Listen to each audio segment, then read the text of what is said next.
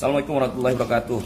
Tanggapan saya sebelum putusan Majelis Hakim yang memeriksa dan mengadili perkara Richard Eliezer dan Ferdy Sambo dan kawan-kawan, Putri Chandrawati, Kuatmaruf dan Ricky Rizal.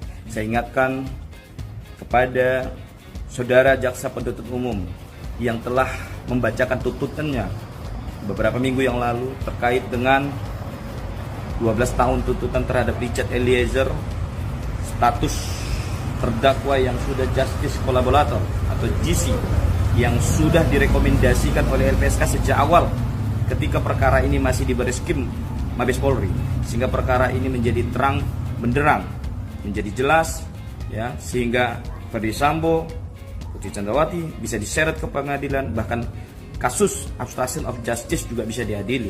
Ini semua tidak bisa dipungkiri karena kejujuran dan keberanian Richard Eliezer. Kok bisa terdakwa GC yang sudah membantu penegak hukum, dalam hal ini polisi, jaksa, hakim, untuk mengungkap fakta yang sebenarnya, kok diberikan hukuman yang lebih berat daripada terdakwa yang menyebabkan almarhum Joshua Huta Barat meninggal, yaitu Putri Chandrawati yang hanya dituntut 8 tahun. Meskipun Richard Eliezer itu adalah eksekutor yang menembak, yang menyebabkan matinya almarhum Joshua Huta Barat, namun perlu dicatat bahwa Richard Eliezer tidak memiliki motif, tidak memiliki mens rea.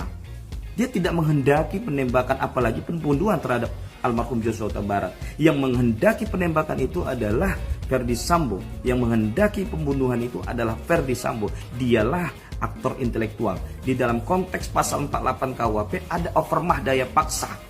Dalam keadaan tertekan, dalam keadaan terpaksa, seseorang melakukan suatu tindak pidana tidak dapat dipidana. Oleh karena itu janganlah kita memutarbalikkan fakta seolah-olah ya karena dia eksekutor kita lupa. Masa kita tidak bisa memahami tentang status GC itu yang sudah begitu gamblang sejak awal. Richard Eliezer diperlakukan secara khusus, diberikan sel khusus, perlindungan khusus, makanan khusus. Kenapa? Karena untuk menjaga agar Richard Eliezer tidak mati di dalam perjalanan sampai perkara ini divonis dan berkekuatan hukum tetap. Oleh karena itu, come on gitu loh. Meskipun tuntutan jaksa bukan akhir dari segalanya, namun tuntutan itu harus mencerminkan rasa keadilan agar tidak lagi masyarakat kita ini tidak percaya terhadap penegakan hukum kita. Ini taruhannya adalah penegakan hukum dan masa depan hukum Indonesia. Oleh karena itu saya berharap sekali kepada Majelis Hakim untuk memberikan putusan bebas terhadap Richard Eliezer. Penilaian dari jaksa ini sangat subjektif sebenarnya. Nah, pertanyaannya gini, apa fungsi dari justice kolaborator? Dari awal dia Baradae ini sudah ada di dalam sistem. Kalau dia nggak keluar dari sistem, nuraninya nggak bekerja, kasus ini nggak bisa diungkap. Kasus ini cuma dibantu oleh netizen bener-bener. Terus fungsi dari justice kolaborator itu apa? Kalau semua pengadilan, apalagi kasus ini disorot, nanti gimana? Besok-besok orang nggak mau jadi saksi. Besok-besok orang tidak mau jadi justice kolaborator. Biarin aja. Kalau dalam misalnya ilmu tafsir, ini sangat subjektif. Jadi pikiran para tidak berfokus kepada benang merah yang ditemukan dalam pengadilan, tetapi lebih kepada hal-hal di luar sebenarnya yang sudah dimasukin. Karena dari awal kasus ini ada berita yang di blow up itu benar-benar kasus perselingkuhan gitu. Padahal sebenarnya belum tentu gitu. Makanya satu persatu diurai gitu. Nah, kalau jaksa analisanya kurang, lagi mana gitu. Terus Baradae nilai dari justice kolaborator itu apa gitu. Itu yang membuat tidak setuju gitu.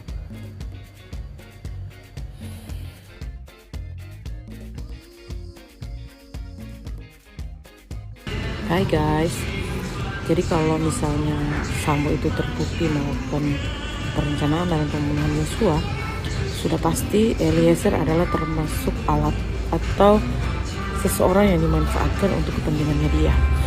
Jadi kalau kita bisa mendukung hakim bahwa dengan pendapat kita sebagai awam yang menggunakan hati nurani dan juga pikiran, cuman tidak punya latar belakang hukum, kita hanya bisa mengatakan bahwa semoga hakim benar-benar melihat bahwa Eliezer terpojok sekarang karena kemarahan Sambo, yang karena Eliezer keluar dari sistem.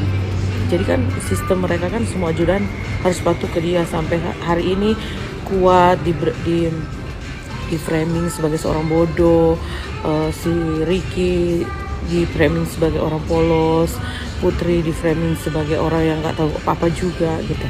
Nah, mereka tuh bersikap seperti itu untuk meloloskan diri dari hukuman. Tapi khusus untuk Baradae kan dia berani untuk keluar dari itu. Nah, kita berharap hakim bisa memutuskan dengan baik, dan keputusan bebas itu sudah paling tepat. Kalau penjara ya setahun lah paling lama, seperti yang